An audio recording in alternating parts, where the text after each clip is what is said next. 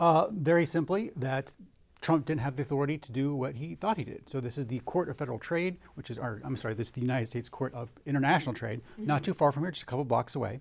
And this was, the plaintiffs were a bunch of, you had a cycling clothing importer, a sewage plumbing supplier, a toy maker, and then also states. You had Oregon, California, et cetera, all suing to stop these tariffs because their businesses were hurt by them.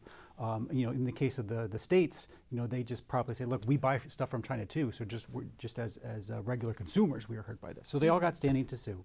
And basically what the court said is that this 1977 act that Trump was using as the legal authority to impose all these tariffs, just to take a step back, the Constitution, Article 1, Section 8, specifically gives the power over tariffs in regulating foreign trade to Congress. Okay, so it's not that the president never can exercise tariff powers, but he can only do so when it's by delegated authority from Congress.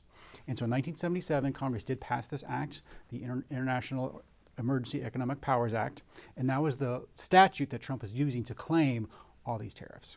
But when you look at the act actually never gives him the power to enact tariffs. It gives him the power to, ban stuff from coming in, from ending importation, and it gives him power to want sanctions, but it never mentions tariffs as a specific power. More specifically, it's more limited in scope. It has to be, kind of limited in time, and there has to be a, relation between the tariff enacted and the emergency in question. Whereas Trump was just saying, I have the power to do infinite tariffs to infinite amount of countries whenever I want. And that was the maximalist position that his lawyers argued in court. And the justices, not the justices, just the judges in this case, said that's just ridiculous.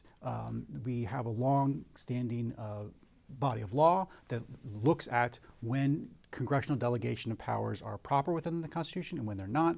And of course, we always have the opportunity to determine whether certain delegations are or are not part of that. And just because you say emergency doesn't end our ability to review this law.